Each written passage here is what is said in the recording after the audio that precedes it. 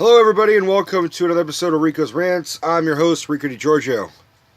Sorry it's been a while since I've done a Rico'S Rants.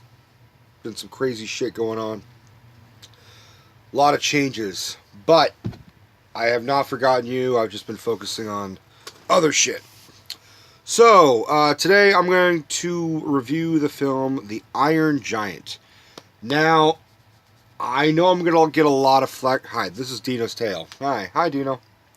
I'm going to get a lot of flack for this because I waited 27 years of my life to see The Iron Giant. Even though I know it came out in, I think, 95. Still, that means I waited 23 years to see The Iron Giant.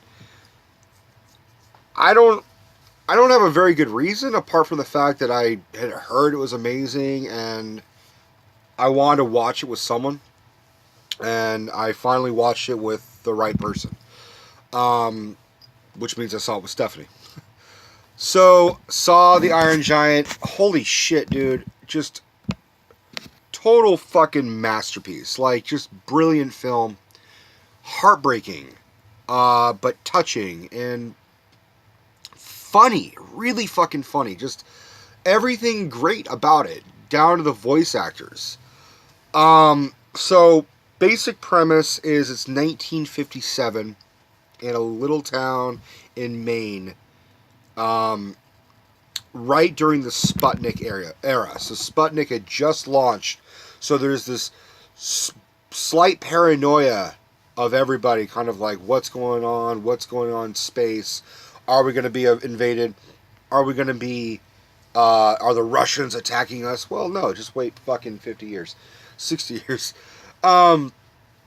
So, it's an animated film. It's directed by Brad Bird. Brad Bird, one of the heads of Pixar, and directed some movies in his own way. He did The Incredibles. He did The Incredibles 2. Fuck, man. This dude, I know this was based on a book but when I did some trivia looking up on IMDb, found out the movie has very little resemblance to the book itself. The book is actually called The Iron Man, but they didn't want to title it The Iron Man because of fucking Iron Man.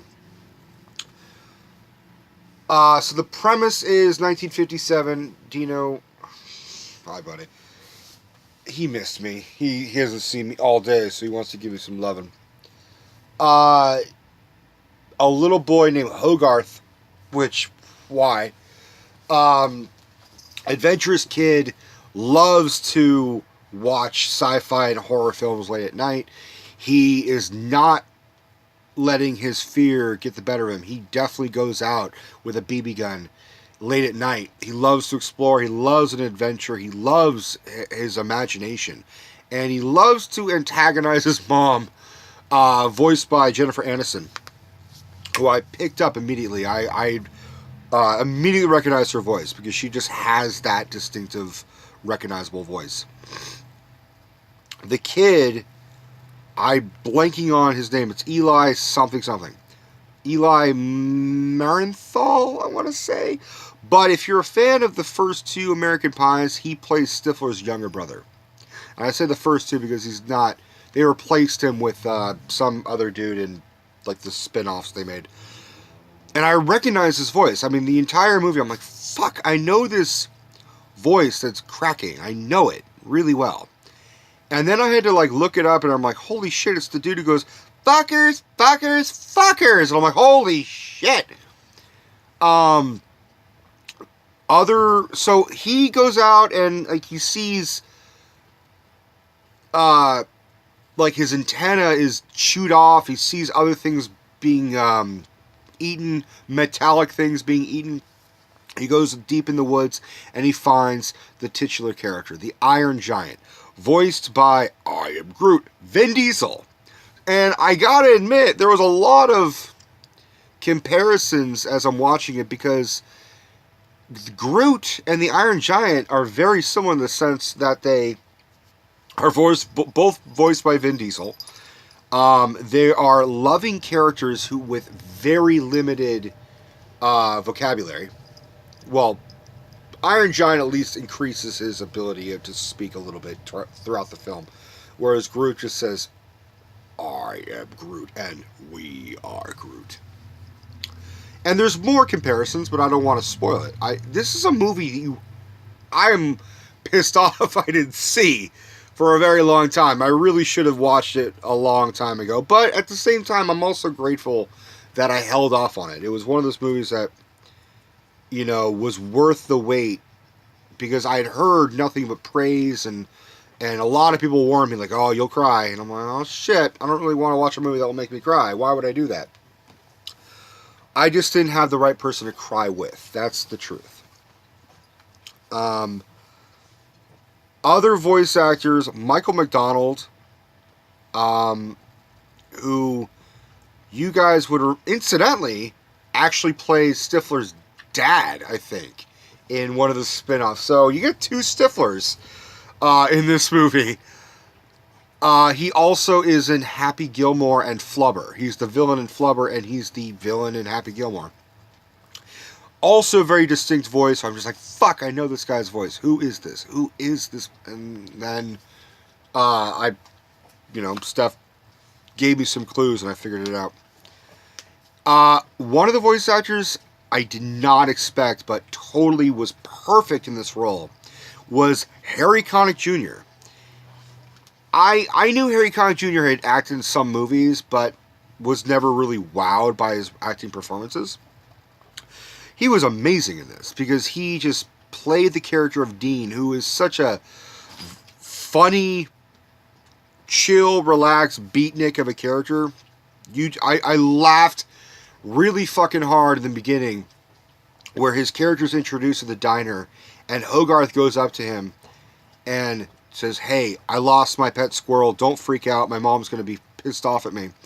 And then Dean looks really constipated and constrained, and he's like, "Your squirrel is in my aunt's leg." And one of the funniest things about this movie is he just stands up, looks at the patrons of the diner, and says, "I apologize in advance," unzips his fly, and a squirrel just pops out, and everyone screams. I just love that. "Everybody, I'm sorry." Zip, squirrel. Ah! Harry Connick Jr. just has that perfect voice for this. He added a Louisiana twang to it, which I appreciate, because he is from Louisiana. So it's about this kid befriending a giant iron giant. I mean, and I don't remember if it was established if he came from space or if he came from another part of the country, but he has high tech advancements where even if he's blown up or is injured and his parts are away, they crawl back to him with a beacon that he just can reassemble and heal himself. But he has this insatiable hunger where he's always eating metal, which is, he's sort of eating half the town, essentially.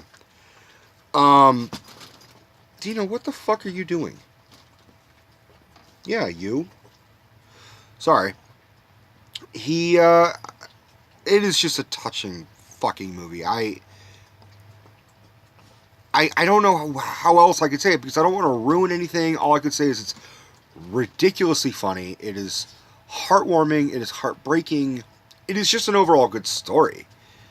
The one thing I'm annoyed about is that I can't recommend it at work because we don't have a video cover for it. We just have the disc.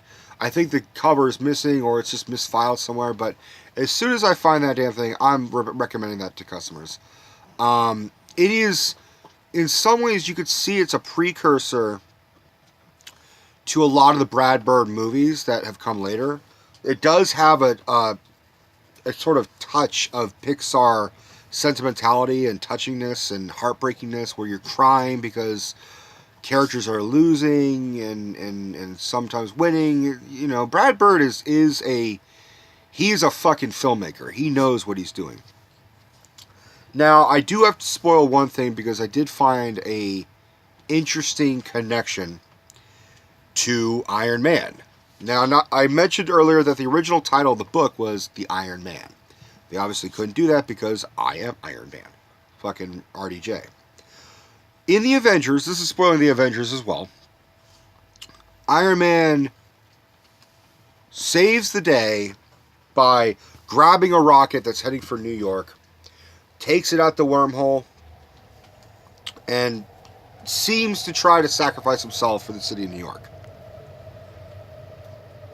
Iron Giant has the ending, and I said I wasn't going to spoil it, but oh God, just watch the fucking movie. I will say this about the villain. The villain is Michael McDonald, right? That's what I said, Michael McDonald. And he... Huh? Christopher! Shit! That's who it was. Christopher McDonald. I was wrong. Christopher McDonald. Not Michael McDonald's the singer. That's fucking Michael McDonald. Christopher McDonald. Shit. Thank you. Christopher McDonald has this character where at the beginning he just seems like he's just trying to do his job as, you know, part of the government agent, trying to find out mysterious things. And then throughout the film becomes creepier, seedier, and then becomes just a full-blown fuck you villain. Like, you're like, fuck this guy. Fuck him up his ass. Fuck him. And I think it's really funny. He looks exactly like Conan O'Brien. Tall, thin, lanky fucking body. He looks like, physically in the face, looks like Conan O'Brien without the exaggerated features. They exaggerate because it's animation. But even he has the fucking red hair, orange comb over thing, like the big floppy... What the fuck are you doing, cat? Meow! Just go see Iron Giant. I don't know why it took me this long. But yeah, you will hate this fucking guy as much as I did, but you will laugh as hard as I did. It is a tremendously funny movie. Is it a go out and fucking see it? Yeah, don't wait almost 30 years like I did. Love you all to death.